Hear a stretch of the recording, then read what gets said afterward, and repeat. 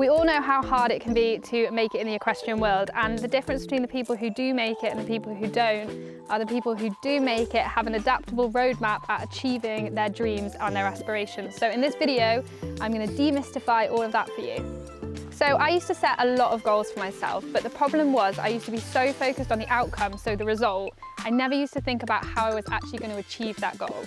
So when I first started doing the higher up levels with Wilf, I used to be so worried about getting my flying changes, because it's one of those moves that you either pull off or you don't, that I used to just stress so much going into it and be like, I need to get this change, I need to get this change, and that was just all I was focused on, instead of going into it and thinking, okay, I need to have his shoulders over here, I need to be doing this, I need to set this up, like what do I need to do to make this change good? I was so focused on the outcome, I wasn't thinking about the process.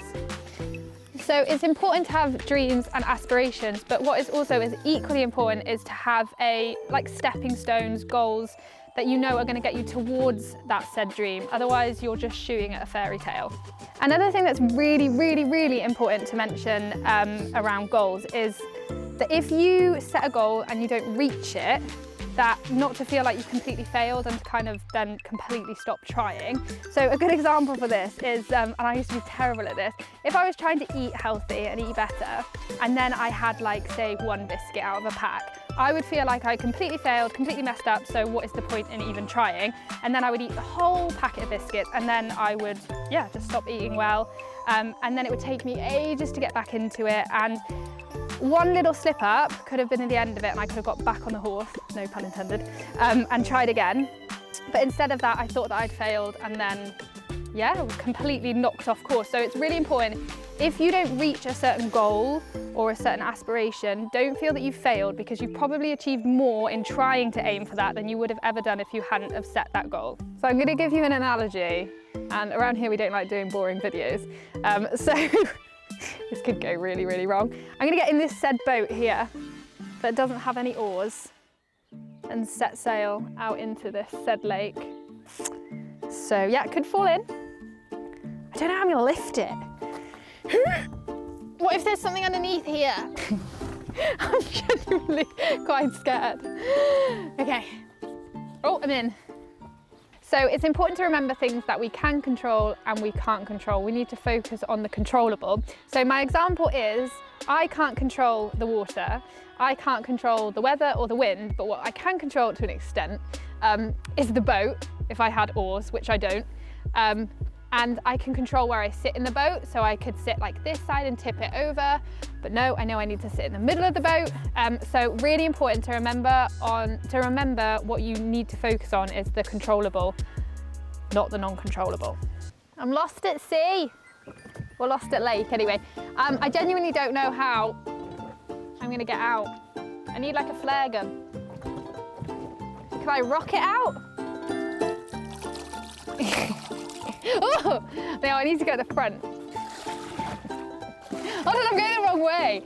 I need to turn around. We could be here a while.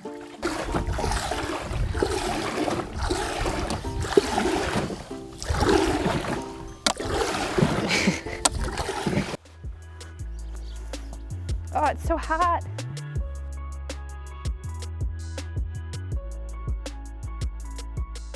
Okay, so when it comes to goal setting and achieving them, it's really important that we can break them down. So a really good way of doing this, and I've done it loads before in the past, is to basically make like a map of it. So at the top, I'm gonna have my dream.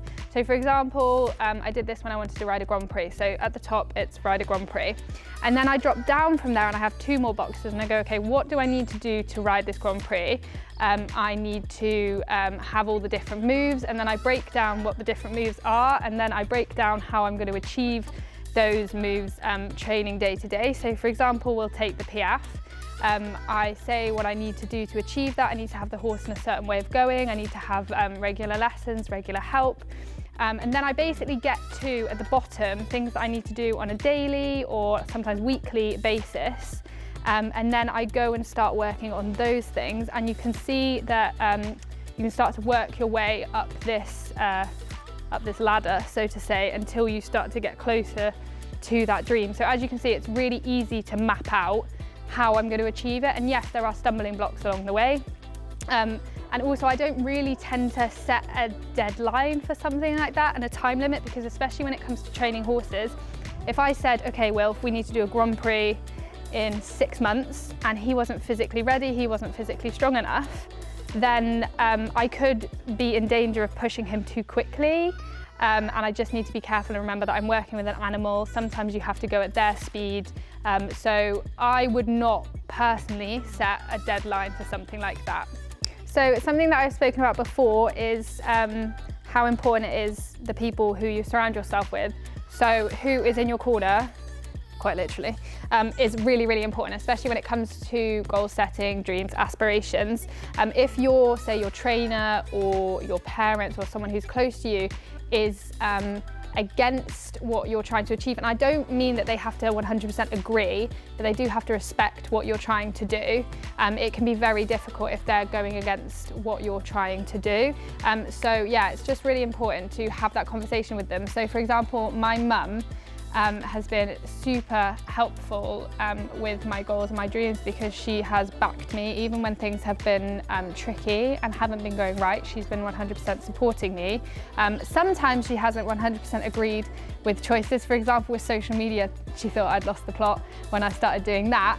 But that's what I mean, is that she respected me as an individual, and she knew that I had to learn and grow by myself, and she still supported me even though she didn't truly understand it. So although when I was explaining about mapping out how I do goals, I mentioned that I didn't set a time limit for that, there are circumstances where I do set a time limit, and this is again why it's important to remember that sometimes stuff is grey in life and there isn't a black and white answer, and things have to adapt and change.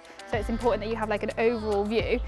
So the reason I set time limits for certain goals, and I don't tend to do it when the horses are involved, it's more for like personal achievements, is when I know I'm going to start procrastinating, because that can be another thing. You can keep putting off achieving a goal or even starting to do a goal because you're like, I'm not ready. And sometimes you need that little push. So as I've just mentioned, it's important to have a time limit on goals sometimes to kind of give you that little push. But what is also really important is that when you have achieved those goals, whether they are big or small, you have to celebrate them. And it can be so easy once you've achieved a certain goal to then go, okay, on to the next thing, without actually stopping, pausing for a minute and going like, I am actually really proud of myself, well done. Because what that's gonna do, it's gonna give you incentive again to move forwards to your next goal. And also it's just gonna build your confidence in yourself to know that you can achieve things. So like I mentioned, it's great when big things happen, like the sash I'm wearing, but it's also really important to celebrate the small victories. So like the day-to-day things that you are going to do to, say, achieve that big dream of yours. So for example, if I have a really good training session and I feel like I've really got the PF, then I'm going to celebrate that. I'm not just going to go, okay, right, on to the next thing. And that can be really, it can be really easy to forget sometimes, especially when you're driven and you're striving for that big goal. But it's such an important aspect of learning and developing. Another really important thing to remember is to play to your strengths. Now, this is not me stamping on anyone's dreams and saying that you can't achieve things that you want to achieve, but it is very useful if you play to your strengths. So for example, if I just woke up one morning and decided that I wanted to become a really famous, good singer, that would be completely going against the grain, because I cannot sing to save my life. Or for example, if I decided that I wanted to go and play in the NBA as a basketball player. Again, it's not really playing to my strengths. So I have looked at my character and thought, okay, what are my strengths as a character? What do I feel like my purpose is in life? And although there's been times where I've doubted myself, especially when my mindset was not great, I've always kind of known that it's what I wanted to do, even in the tough times. So you have to look at what your strengths are. So there you have it, guys. That is our video all around goal setting, dreams, aspirations, and I really hope that it has given you knowledge around this and helped you.